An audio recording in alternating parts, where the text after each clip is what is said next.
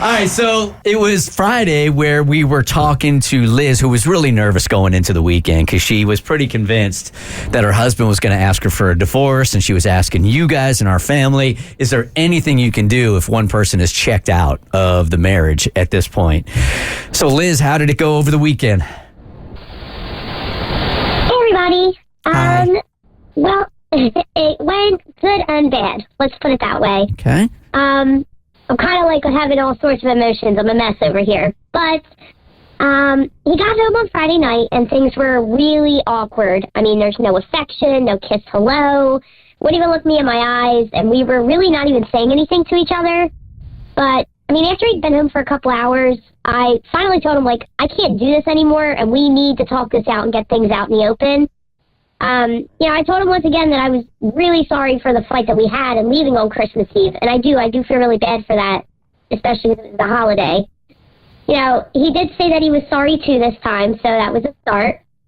But after that, he kind of got quiet for a minute, and then he started talking. He said that he'd been doing a lot of thinking over the last 10 days.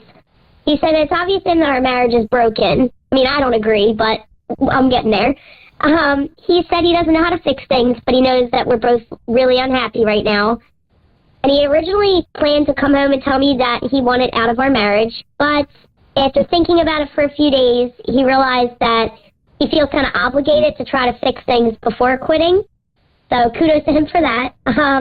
He did say that he would go to marriage counseling, but he also said that he wants to pick the counselor so he knows that it's someone that he'll be comfortable with. And he said he'll give it all that he has, and he asked that I do the same. And he said that if things don't improve by summer, he thinks it's in both of our best interests to end things. He said he didn't want to drag this out if it was an unhappy marriage because his biggest concern is for me. I'm 32 years old, and he knows that my body doesn't have forever to have children, and that's something that is important to me. So if we divorce and I have to start over, it could take time to find someone new, date them for a while, get engaged, married, start a family, the whole process. And I guess I can't argue with him on that point, so that's kind of where we are. I'm going to fight like hell to save my marriage, but by the end of 2024, things will be better, or I'm going to be starting over, I guess. I mean, the situation you're in sucks, but I do feel like this is the best case of a worst case scenario. I do agree with that. I do. And I really like that he had my best interest in mind, even if we did choose to end our marriage, so.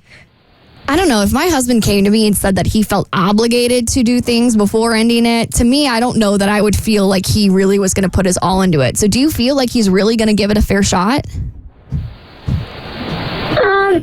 I would like to believe that he would. I don't want to give a negative mindset to it. And I know the way that he worded it and the way that I worded it may not seem like he's very, fully invested in it, but I do truly believe with the conversation we had and how long we've talked about it that he will really try to fix things. And, all I can ask for is for him to give another shot because I really don't want my marriage to end, Yeah, I think the word obligated is off-putting, but it's the truth. I think when I was going through our separation and our divorce also, I felt obligated. I felt obligated to my wife. I felt obligated to my kids. I felt obligated to myself. I said, I do.